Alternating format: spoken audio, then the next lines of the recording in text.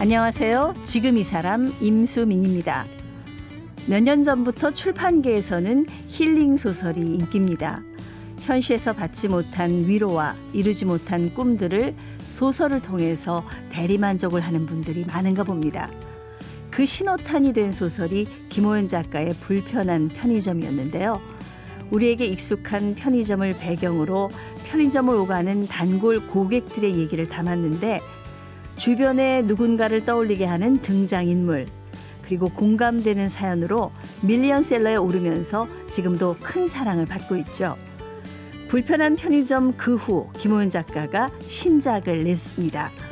불편한 편의점이 너무 큰 사랑을 받아서 신작의 부담감도 컸다고 하는데요. 김호연 작가 지금 만나봅니다.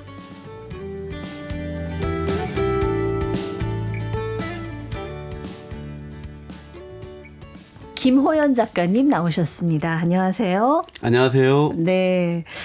책 잘 안 보는 분들도 이 불편한 편의점은 아마 다 들어보셨을 것 같습니다. 굉장히 유명한 책인데 지금도 굉장히 많이 사랑을 받고 있고 2권까지 나왔죠. 네네 맞습니다. 네, 불편한 편의점 1권, 2권. 네. 이 질문부터 드려도 되는지 모르겠는데 몇 권이나. 1, 2권 통합해서 네. 한 150만 부 정도 판매됐습니다. 와, 밀리언셀러네요. 네. 아무래도 우리 김호연 작가님의 인생이 이 불편한 편의점이 나오기 전과 후로 확 달라졌을 것 같은데 어떠십니까? 그렇다고 할 수 있죠. 예. 네네. 그전에는 그렇게 유명하지 않은 작가였는데 이 책이 나오고 네. 저 이름값도 없고 또 생활에서도 많은 변화가 생겼습니다. 뭐가 좀 달라지던가요? 이제 그전에는 이제 소설가가 사실은 이렇게 경제적으로 여유 있지는 않잖아요. 그리고 항상 어려운 것은 소설을 계속 낼 수 있을 것인가. 네. 예, 다음 작품을 낼 수 있을 거에 대한 고민들이 있었는데 이제는 이제 소설을 같이 내자고 하는 출판사들이 많이 있으니까 네. 예, 작품을 계속 할 수 있겠다는 그런 안도감이 생겼죠. 네. 그런데 사실 불편한 편의점을 힐링 소설이다 이렇게 얘기들을 하시더라고요. 이 불편한 편의점이 좀 사랑을 받은 후에 이런 류의 어떤 힐링 소설들이 붐을 네네. 이루게 된 것 같습니다. 예. 보니까 뭐 서점이라든가 세탁소라든가 사진관 등등 배경으로 하는 이런 소설들이 계속 나오고 있는데 이게 힐링 소설이 사랑을 받는다? 그만큼 좀 살기가 힘들다? 뭐 이런 얘기인가요? 어떻게 생각하시는지요? 그러니까 이제 소설에서 독자들이 얻는 감상들이나 만족도들은 다 다르잖아요. 어떤 분들은 좀 심각하고 좀 깊이 있는 소설을 통해서 문학적 통찰을 얻으려는 분들도 있고 어떤 분들은 잠깐 동안 이렇게 즐거운 시간을 보내기 위해서 이제 소설을 읽는 분들도 있고 어떤 분들은 공부 삼아 소설을 읽는 분들도 있을 수 있어요. 그런데 네네. 제 소설이나 그 최근 비슷한 시기에 유행한 소위 힐링 소설들은 좀 지치고 팍팍한 사람들한테 좀 따뜻한 감정들을 느끼게 해줄 수 있는 작품들이었던 것 같아요. 제 작품도 그렇고 그래서 그렇게 비슷하게 분류가 된 것 같습니다. 네네. 아까 이 소설이 밀리언셀러가 되고 나서 뭐가 달라졌냐 여쭤봤더니 이제 그전에는 소설 쓰면서 내가 계속 소설을 쓸 수 있을까 그 생각을 했는데 이제 그 생각을 안 해도 된다는 말씀을 하셨잖아요. 네네. 사실 이 책을 처음에 쓸 때는 뭐 출판 계약도 안 된 상태였고 그래서 이거 온라인 플랫폼에다 공개할까 이렇게까지 생각을 하셨었다면서요? 그러니까 제 네. 데뷔작인 망원동 브라더스가 2013년에 출간됐고 그 작품은 좀 인기를 얻었어요. 예. 그래서 내가 이제 소설가로 좀 자리를 잡았나 보다 잘 시작했구나 했는데 두 번째 소설, 세 번째 소설, 네 번째 소설이 이렇게 독자들의 이렇게 지지를 받지 못했어요. 네, 그래서 네. 이후에는 이제 소설을 내자는 출판사가 없었어요. 그래서 소설을 더 써야 되나 말아야 되나 고민하던 차에 그래도 또 써보자 해서 이제 해줄 출판사가 없으니까 예. 그냥 썼어요. 계약을 안 하고 소설을 쓰면 뭐가 힘드냐면요. 일단 계약금이 없죠.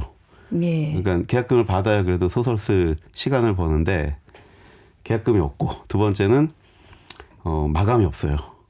그러니까 오히려 마감이 있어야 뭐 긴장감이 그럼요. 생기면서 출판사가 써지죠. 예. 마감을 잡아줘야 마감에 대한 어떤 책임감도 생기고 쓰는데 마감이 없으니까 약간 나 자신과의 약속을 지켜야 되는 그 출판사가 좀 그런 것들을 정해주면은 좀 더 이렇게 열심히 할 수 있죠. 그리고 마지막으로 책이 나온다는 보장이 없어요. 출판사랑 계약을 하면 출판사가 책을 내줄 의무가 생기는데 네. 계약 없이 하면은 언제 책이 나올지 모르는 거예요. 실제로 불편한 편의점 원고를 다 쓰고 출판사를 찾지 못하면 그냥 인터넷에 연재하는 플랫폼들 있죠. 그런 데다 그냥 올리려고도 생각했었습니다. 예. 그랬군요. 그랬던 책이 이렇게 크게 대박이 나고 많은 분들에게 사랑을 받게 됐습니다. 편의점이라는 공간이 이제 우리 사회에서 진짜 어딜 가나 요즘은 한 50m 이렇게 건너가면 도심에는 있을 정도로 흔한 데잖아요. 네네. 그리고 많은 사람들이 흔하게 찾는 곳이기도 하고 네네. 거기서 편의점 사장님도 뭐 이렇게 월급 받아가 자영업자로 제일 하기 처음에 많이 우후죽순처럼 생긴 게 편의점이었고 또 아르바이트 자리 제일 구하기 쉬운 데도 그렇죠. 편의점이고 네네. 그래서 편의점을 배경으로 한 이유가 이해가 얼핏 제가 생각해서 가기도 하는데 특히 편의점을 무대로 해서 소설을 쓰겠다라고 생각하시는 어떤 계기가 있었나요? 그러니까 편의점이 이제는 정말 익숙한 공간이잖아요. 네네. 말씀하신 것처럼 청년들은 한 번쯤 알바를 할 수 있고 그리고 사람들 창업하기에도 많은 분들이 창업을 하기 쉽다고 생각하고들 하시죠. 예. 그런데 옛날에는 제가 이제 젊을 때 편의점이 막 한국에 생겼을 때는 편의점이 약간 구멍가게를 몰아내는 좀 약간 그런 동네 그 조그만 가게들을 위협하는 약간 좀 그런 공간이라고 생각했는데 이제는 맞아요. 편의점이 동네 구멍가게 역할들을 하더라고요. 네네. 예, 그래서 편의점 저도 애호가인데 편의점 가서 막 사장님이랑 농담도 하고 그리고 손님들끼리 얘기하는 것도 받고 여기가 그냥 이제 동네에서 사람들이 드나들면서 편히 의견도 나누고 그리고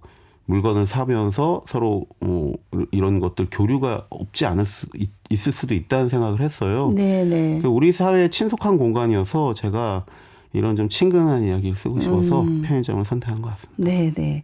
그래서 사람들이 편의점이라는 데서 관심을 갖고 또 앞에 불편한이 붙으니까 이건 뭐지? 네네. 이렇게 하고 접근을 했던 것 같아요. 근데 1권이 굉장히 성공하고 나서 2권을 이제 2년 만에 내셨던가요? 아니요, 다음에 바로 네네네. 내셨군요. 1권이 워낙 사랑을 받아가지고 굉장히 좀 부담되지는 않으셨는지. 원래는 2권은 계획이 없었어요. 왜냐하면 예. 1권도 뭐 출판 계약도 안 하고 쓴 거잖아요. 그러니까 2권까지 쓸 거라 상상도 못 했었고 그랬는데 1권이 잘 되면서 이제 출판사에서도 2권도 한번 해보시면 어떻겠냐고 하고 독자 여러분들도 예. 2권 안 나오냐 많이 그런 질문을 하셨어요. 리뷰도 많이 남기시고 그 독자 여러분들이 그 요청에 좀 용기를 냈죠. 그래서 열심히 아이디어를 짜서 요런 아이디어로 하면 2권까지는 내가 해볼 수 있을 것 같다 해서 이제 열심히 썼죠. 열심히 써서 그 다음에 여름에 2권을 냈습니다. 네네. 근데 워낙 그 원작 1편을 뛰어넘는 소편 내기가 굉장히 어렵다 그러잖아요. 그건 1편 뛰어넘는 소편은 터미네이터 2밖에 없어요. 그래서 사실은 어쨌든 1권보다 잘 될 수는 없는데 네. 그래도 열심히 해서 독자님들이 원하는 이야기를 조금 더 불편한 편의점 이야기를 조금 더 나눠드리고 싶었어요. 예. 네. 그래도 이건도 아마 큰 사랑을 받았고 보니까 주인공이 첫 번째 1편에서는 이제 노숙자. 네네. 네. 알고 보니까 성형외과 의사셨습니다만 네네네. 그분이셨고 2권에서는 또 주인공이 바뀌잖아요. 연극 배우인데 하셨던 분. 예, 그걸 연기를 체험하려고 네. 편의점 알바를 하는. 예. 그런 그 사람들의 군상은 어디서 이렇게 힌트를 내서 이렇게 인물들은 설정을 하세요? 그러니까 결국 작가가 하는 일이라는 거는 인간에 대한 이야기를 하는 거잖아요. 인간에 대한 묘사를 하는 것이고 인간성에 대해 이야기하는 게 뭐 소설가의 일이라고 할 수 있거든요. 그러니까 저는 사람을 관찰하고 사람들 간에 일어나는 어떤 관계나 예. 사람들 간의 대화나 이런 것들을 관찰하고 그리고 저도 직접 참여하고 그러면서 제가 거기에서 배우는 것들이 결국은 나중에 쌓여서 작품으로 나오는 거잖아요. 그래서 인간에 대해 많은 관심을 가지고 네. 왜 우리 강아지들 보면 사람 막 쫓아다니잖아요. 그런 강아지 같은 자세로 예, 사람들을 열심히 탐구합니다. 네, 오늘 오셔가지고 저도 많이 이렇게 나중에 참고 자료가 될 수 있을 것 같아요. 뭐 그대로 쓰지는 않습니다. 저희 아나운서님 그대로 묘사하면은 혼나니까 네. 이제 저는 이제 작품 속에서 제 나름식으로 또 바꿔요 캐릭터들을. 그리고 또 실제에 있는 인간들만 관찰하는 게 아니죠. 작품 속 캐릭터도 관찰을 하죠. 네. 그래서 이 영화에 나온 이 캐릭터랑 이 소설에 나오는 이 캐릭터를 한번 섞어서 새로운 캐릭터를 만들어 보자. 그러니까 왜냐하면 작품 속 캐릭터도 거의 예. 살아있는 인간의 감정과 뭐 마음을 묘사하잖아요. 그래서 그렇게 열심히 찾죠. 예. 불편한 편의점에 나왔던 인물들도 혹시 주변 분 중에 누구 있습니까? 딱히 없어요. 그러니까 좀 섞였죠. 예, 제가 생각하는 어떤 캐릭터들이 섞여 있거나 아니면 제가 생각하는 어떤 캐릭터를 변주하죠. 네. 그래서 똑같이는 이제는 안 해요. 제가 신인 때는 실제 모델이 되는 분도 이제 작품에 묘사하고 했는데 별로들 안 좋아하세요. 그래서 이제 저는 이제 그래도 이제 좀 작품을 좀 했으니까 이제 제 나름대로 이렇게 캐릭터를 조합을 하죠. 그래서 네, 새로 네. 만들죠. 그래서 딱히 딱 맞는 들어맞는 주변의 인물은 없습니다. 잘 피해 가시느라고 피해가야 돼요. 나중에 네. 혹시 소설 나오고 나서 누가 항의하는 사람 있을까 봐. 그 친구들 다 떠나요. 그러면 안 돼요. 예. 근데 우리 김호연 작가님이 우리 독자들이 남긴 댓글 리뷰를 보시면서 깜짝깜짝 놀랄 때가 좀 있으신가 봐요. 네네. 그럼요. 독자분들 리뷰를 예전에는 보는 걸 좀 무서워하기도 했어요. 왜냐하면 어쩌다 이렇게 또 안 좋은 리뷰들도 있고 안 좋은 평도 없을 수가 없잖아요. 그러면 그럴 때는 이렇게 눈을 흐리게 하고 빨리 넘기고 하거든요. 근데 이제는 뭐 좋은 리뷰가 더 많아서 네. 예, 좋게 말씀해 주신 리뷰 많고 또 통찰들이 있습니다. 리뷰에 정말 내 작품을 이렇게도 바라봐 주시는구나. 이거는 생각하지 못한 포인트인데 야 이렇게 생각해 주셨나요? 그게 작품이 완성되는 느낌이에요. 네. 그러니까 리뷰를 읽고 또 저도 배워야 되는 거고 예, 그래서 참 좋아요. 열심히 읽는 편입니다. 작가도 미처 생각해내지 못했던 그 이면의 것을 찾아내서 작품을 또 재해석해 주시는 정말 수준 높은 독자분들이 정말 많으시고 그 불편한 편의점 같은 경우는 또 중고생들이 많이 읽어서 중고생들의 어떤 보면 약간 천진난만한 또 약간은 좀 엉뚱한 생각들도 가끔 너무 재밌고 예, 제가 그런 거에서도 다 배우는 것 같아요. 기억에 남는 혹시 댓글이 있으신지요?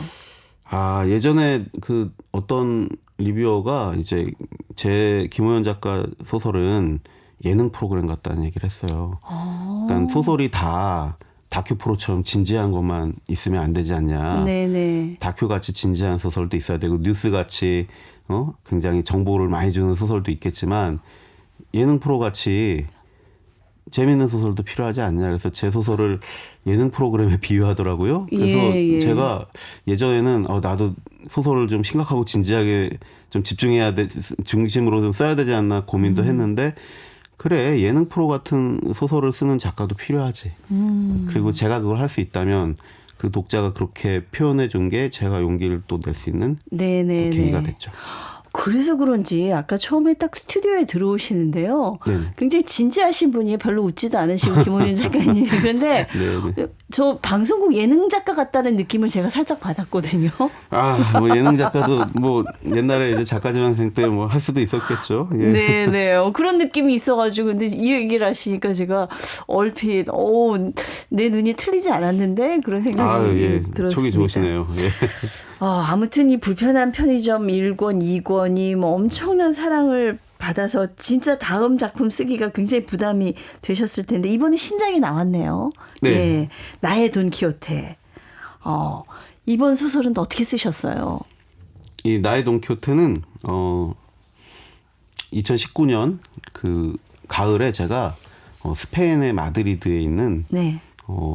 레지던스가 있어요. 그 작가들을 이렇게 먹여주고 재워주는 작가 레지던스가 있는데 거기에 초청을 받아서 3개월 지내게 됩니다. 예, 그리고 초청을 받은 거는 제가 지원을 했죠. 네, 네. 예, 토지문화관과 연결돼서 지원을 해서 스페인에 가서 돈키호테에 대한 소설을 쓰고 싶다. 아. 예, 제가 돈키호테를 너무 좋아하고 돈키호테에 관한 어떤 스페인의 취재들을 스페인 지역 취재를 많이 해서 돈키호테에 대해 쓰고 싶으니까 그 레이던스에서 3개월 생활할 수 있게 해달라라고 영어 지원서를 써서 내서 제가 선정이 된 거예요. 네네. 그래서 그때 3개월 스페인에 가서 돈키호테에 대해 열심히 조사하고 기획안까지 쓰고 한국에 왔어요. 네네. 예. 그런데 코로나가 터지더라고요. 그래서 예. 코로나로 이제 이걸 쓰기가 힘들어진 거예요. 아. 왜냐하면 이거는 제 나름대로 대작인데, 네네. 예, 막 돈키호테에 대한 조사도 해야 되고, 책도 돈키호테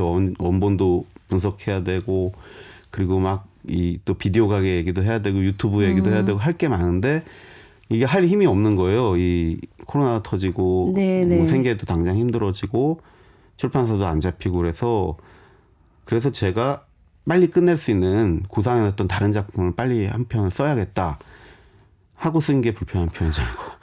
예. 불편한 편의점이 또 너무 잘 돼서 이제 또 2권도 써야 돼서 2편도 써야 돼서 2편까지 쓰느라고 이 돈키호테를 또 못 쓴 거예요. 예. 그러다가 이제 작년 이제 정확히는 이제 재작년 말에 2권 관련한 이제 행사들 다 끝나고 이제 재작년 말부터 이제 본격적인 집필을 다시 시작했죠. 그래서 작년 내내 이제 써서 이제 올 4월에 나왔습니다. 네, 벌써부터 반응이 굉장히 좋더라고요. 그러니까 2019년에 구상한 작품이 작년에 이제 빛을 보게 된 거죠. 작년에 써서 이제 지금 출간이 된 거죠. 그러니까 오래 걸렸습니다. 아, 원래 시험 공부할 때도요. 저는 그래요. 쉬운 거부터 하고 네네. 제일 어렵고 시간 많이 드는 거는 미루다 나중에 하게 되는데. 맞습니다. 네. 그러면은 스페인에서 석 달간 머무르면서 당시 이 돈키호테에 대한 연구를 많이 하셨을 텐데 어떻게 소재는 어떻게 연구를 하시고 찾아다니면서 공부를 하셨나요? 그러니까 제가 돈키호테적인 캐릭터도 너무 좋아하고 네네. 돈키호테랑 그 인류 최초의 근대 소설이라고 그러거든요. 그 소설도 너무 좋아하고 그리고 제가 살아오면서 저런 돈키호테 같은 성격의 캐릭터의 사람들을 항상 신기하게 바라보기도 하고 그랬던 것 같아요. 그래서 돈키호테를 한국식으로 해석해 보자. 한국식 돈키호테 이야기를 써보고 싶다는 그런 꿈들이 늘 있었어요. 그래서 네네. 이제 좋은 기회에 스페인에 갔고 거기서 이제 돈키호테 관련한 문화유산을 열심히 찾아다녔죠. 왠지 가서 그 세르반테스 동상에 손만 얹어도 영감을 받을 것 같고 그래서 세르반테스 축제라고 세르반테스 이제 태어난 날 축제 하거든요. 네네. 세르반테스 고향 도시에서 거기도 가서 취재도 하고 낭독극도 보고 막 이렇게 퍼레이드 하거든요. 돈키호테 분장하고 사람들이 예. 그것도 같이 따라다녀보고 그런 게 이제 작품에 반영이 되죠 나중에. 그래서 그런 작업들을 했습니다. 그 라만차의 돈키호테라고 그랬던가요? 그렇죠. 라만차 지방이죠. 그 지방에도 이제 많이 가보셨나요? 라만차는 정확히는 안 갔고요. 네. 그건 이제 소설 속 배경이고 저는 세르반테스의 고향인 소설가 고향을 거기 갔고 라만차는 지나는 갔어요. 기차로 네네. 세비야 갈 때 지나가서 예. 세비야에서 또 세르반테스가 갇혔던 감옥도 가보고 지금 은행이 돼 있는 그런 식으로 이제 다양하게 취재를 했죠. 예.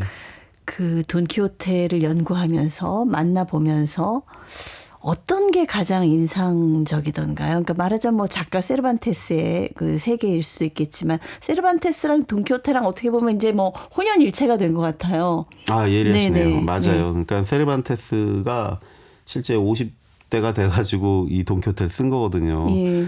그리고 돈키호테라는 캐릭터도 50대 시골 지주거든요. 그러다가 갑자기 내 기사하겠다고 뛰쳐나간 거잖아요. 네. 그래서 외모도 비슷해요. 실제 이제 보면은 세르반테스 동상 보면 돈키호테 같기도 하고 돈키호테 동상 보면 세르반테스 같기도 하고 그러니까 자기를 투영한 캐릭터라고 저는 생각을 해요. 그래서 돈키호테를 생각할 때마다 또 세르반테스의 인생을 겹쳐서 생각할 수밖에 없고 네. 실제 세르반테스도 우여곡절이 많은 삶을 살았기 때문에 네. 그 자신의 인생을 돈키호테라는 캐릭터에 녹여낸 것 같습니다. 어떤 면이 제일 끌려요? 인간적으로 봤을 때. 저는 돈키호테지만 돈키호테와 같이 다니는 산초 판사라는 네. 그 이제 농부인데 갑자기 너 내 종해 나랑 내 종해서 같이 가 같이 가잖아요. 그래서 산초 판사와 돈키호테 그 티격태격하는 게 있어요. 흔히 말하는 티키타카라 그러죠. 네. 그게 소설에서도 너무 재밌고 산지 판사의 만의 매력이 또 있어요. 그 항상 투덜대면서도 할 건 하고 그러다가 또 이렇게 놀림도 당하고 그러면서도 자기 그 주인인 돈키호테를 열심히 챙기고 그러다가 또 돈키호테가 또 막 한심한 일들을 벌이면 막 또 핀잔도 주고 예. 그런 둘 사이의 어떤 시골 지주와 농부 간의 묘한 우정. 네. 둘이 이제 약간 그런 거죠. 버디 무비처럼 그렇게 둘이 다니는 얘기잖아요. 예. 로드 무비처럼. 예, 그런 느낌들이 너무 좋아요. 어떻게 보면은 뭐 냉정하게 보면은 굉장히 허황된 꿈을 쫓는 과대망상증 환자잖아요. 그렇죠. 예. 예. 그런데 그 돈키호테의 어떤 꿈을 쫓는 정신을 이 작품에 이제 나의 돈키호테에 투영을 하신 것 같은데 이 나의 돈키호테는 얘기 구상을 그럼 어떻게 하셨는지요? 그러니까 스페인에서 거기까지 좀 생각을 했어요. 이제 돈키호테 비디오라는 비디오 가게를 운영하는 그런 이제 아저씨가 소위 돈 아저씨가 네. 이 학생들한테 많은 이렇게 도움도 주고 뭐 독서 토론도 같이 하고 비디오도 같이 보고 동네 아이들을 중학생들을 많이 챙겼는데 이제 나이가 들어서 이제 성인이 된 그 아이들 중에 하나가 고향 대전에 돌아봤더니 비디오 가게는 없어지고 아저씨에서 사라진 거예요. 아. 근데 이제 아저씨 아들을 우연히 만나서 누나 우리 아빠 어디 가는지 모르겠는데 누나가 워낙 똑똑하니까 같이 좀 찾아주면 안 될까 막 이래가지고 그러니까 아들이 그 돈 아저씨 아들이 그 비디오 가게를 계속 물려받아서 하고 있는데 아저씨는 사라졌군요. 아니, 물려받아 하고 있지는 않고요. 아, 그래요? 예. 아들도 우연히 왔다가 같이 만나서 예. 이제 주인공과 함께 아저씨를 찾는 유튜브를 하는 얘기입니다. 그래서 그 초기 구상까지만 딱 스페인에서 하고 네네네. 아니 거의 그 줄거리 정도를 정리만 했어요. 그리고 본격적인 집필은 아까 말씀드렸지만 이제 재작년 말부터 하게 됐죠. 예. 네. 그 사실 불편한 편의점은 지금 어딜 가나 어느 동네에 가서나 볼 수 있는 그런 흔한 장소인데 비디오 가게는 이제는 사라져버린 추억의 장소잖아요. 그렇죠. 네. 특별히 비디오 가게를 그 무대로 하신 배경으로 하신 이유가 있나요? 제가 좋아하고요. 네. 이제야 뭐 사라진 그 문물이 되었지만 저도 어릴 때 이제 뭐 비디오 가게 너무 좋아했고 거기 비디오만 있는 게 아니라 책도 있고 만화도 있잖아요. 네. 책도 만화도 빌릴 수 있고 그리고 2003년이 이제 그 배경인데 비디오 가게도 그때 슬슬 이제 하락세예요. 근데 네. 아저씨가 다양한 인생을 살았죠. 이제 막 학원 강사도 하고 뭐 편집자 출판사도 다니고 뭐 했는데 이 아저씨가 이제 영화 감독이 되고 싶었어요. 영화 감독 한다는 것도 쉬운 일이 아니잖아요. 뭐 네. 엄청난 도전이잖아요. 또 그런 도전을 하다가 잘 안 돼서 영화 감독은 못 되고 비디오 가게를 차리는 이런 이 아저씨 캐릭터 설정에도 그게 적당한 것 같아서 예. 비디오 가게를 이제 배경으로 차용을 했죠. 예. 네. 그러면 이제 거기서 이제 영화나 소설, 만화에 대한 얘기를 많이 할 수 있잖아요. 그래서 그런 어떤 그 시절 문화적 향수도 작품에 좀 녹여내고 싶었고. 예. 네. 지금 뭐 50대 이렇게 이상 되신 분들한테 어떻게 보면 추억의 장소고, 예. 그 요즘은 뭐 꿈이 뭐야 카페 차리는 게 꿈이라는 사람 많은데 저희 어렸을 때는 비디오 가게 주인도 많았습니다. 만화 가게 주인, 만화 비디오 가게 가게. 주인 많죠. 예. 그런 장소였어요. 근데 갑자기 궁금해져요. 제가 아직 소설을 못 봐서 네네. 이 돈 아저씨는 왜 사라지셨어요? 왜 사라졌을까요? 작품이 되게 하기에 사라진 거겠죠. 그런데 이 아저씨는 너무 지쳤어요. 네. 비디오 가게도 없어져 슬슬 이제 하락이 됐고 이제 영화 시나리오를 계속 쓰는데 잘 안 되고 그러다 다시 드라마도 쓰다 안 되고 그런 와중에 아저씨가 스스로를 이제 돌아보게 되는 거죠. 이 작품의 스포라 더 말씀드린 그런데 네네. 스스로 돌아보고 결단을 하고 비디오 가게를 떠나서 새로운 캐릭터로 한번 살아보면 어떨까라는 마음으로 네. 어딘가로 떠나죠. 그 작품에 있어서 스포일러라 자세히 말씀드리긴 그렇지만 네. 돈키호테처럼 어떤 새로운 걸 찾아서 떠나시는 거네요. 네. 그렇죠. 네. 예. 네. 근데 이게 돈키호테처럼인지는 잘 모르겠고요. 네. 예. 근데 보니까 소설 주인공이 여성이더라고요. 네네. 이 비디오 가게 아저씨랑 친하려면 왠지 약간 사춘기 그 뭐 남학생이면 더 자연스럽지 않을까 싶은데 여학생 여성을 또 주인공으로 삼으신 것도 좀 특이했어요. 그냥 딱 남성 여성을 딱 구분하려고 한 건 아니고요. 네네. 그 여성이어서 뭐 특별히 뭐 어떻다 뭐 이런 거라기보다는 제가 생각한 거는 우리 여기 방송국 보면 씩씩한 여자 PD님들 예. 예, 작가님들 많으시잖아요. 많죠. 그런 캐릭터를 먼저 떠올렸어요. 아. 그래서 뭐 사실 뭐 남자여도 뭐 큰 차이가 없을 수는 있어요. 그런데 네. 좀 씩씩한 여성 캐릭터를 제가 좋아해서 그래서 실제 방송 PD로 활동하다가 이제 번아웃이 와서 고향으로 내려온 30살 주인공이거든요. 네. 그래서 그런 좀 씩씩한 여성 캐릭터를 약간 현대 한국의 돈키호테는 이런 씩씩한 여성 캐릭터일 수도 있겠다라는 네. 생각으로 한번 변주를 해본 거죠. 예, 돈키호테 다 남자여만 되나? 네. 그건 아니잖아요. 그렇죠. 예. 돈 아저씨를 추적하는 방식도 좀 이제는 세대가 달라져서 그런지 달라졌어요. 그렇죠? 유튜브로 하는데 네. 그러니까 이게 예전 돈 아저씨 시대는 비디오 테이프가 있던 시절이고 예. 이 소리가 이제 성인이 돼서는 이제는 유튜브라는 매체가 생긴 거고 그런 어떤 매체의 변화들도 좀 감지될 수 있게 15년의 시간을 오가거든요. 그러니까 네, 네. 그것들이 보여주는 좀 물성들이 있고 시대의 변화가 주는 재미가 있잖아요. 그런 것들을 이제 좀 배치를 재밌게 해보려고 한 거죠. 그러니까 돈 아저씨하고 이 여자 주인공의 관계는 돈키호테와 산초의 관계 같은 건가요? 그렇죠. 예, 그래서 옛날 2003년 비디오 가게에서는 이 여주인공이 중학생 때 내가 산초 할게요. 막 아저씨 돈키호테니까 그래 너가 산초 해라. 너가 비디오 가게 좀 잠깐 지켜봐. 아저씨 배달 좀 갔다 올게. 그러고서 이제 같이 이렇게 재밌게 서로 캐릭터 너는 로실한테 네. 너는 돌시네야 서로 그렇게 돈키호테 나온 캐릭터들을 가지고 서로 이름 짓고 그랬던 거죠. 그래서 네. 이제 산초로 자기가 이제 됐는데 성인이 돼서 아저씨를 찾으러 가면서 이 성이 진 씨니까 난 찐 산초다. 그래서 이제 이거를 유튜브 방송하는 거죠. 예. 지금 작가님 말을 듣는데 저는 이렇게 시네마 천국이 떠올랐어요. 이렇게 좀 나이를 넘어선 우정 같은 거. 네, 맞습니다. 예. 예. 그러니까 일종 비디오 천국이죠. 맞아요, 작품화에도 맞아요. 잠깐 그런 예. 실제 대사도 나와요. 비디오 네. 천국 찍냐고. 저만의 비디오 천국일 수도 있어요. 이 작품이. 예. 예. 네, 김호연 작가님은 또 어떻게 작가가 되셨는지 그 뒤 인생 얘기도 궁금한데 네. 벌써 시간이 다 돼서 그 얘기는 내일 모시고 좀 말씀 나눠야 될 것 같습니다. 네, 알겠습니다. 네, 오늘 말씀 감사합니다. 네, 고맙습니다. 소설 불편한 편의점 이후 신작 나의 돈키호테로 돌아온 김호연 작가였습니다.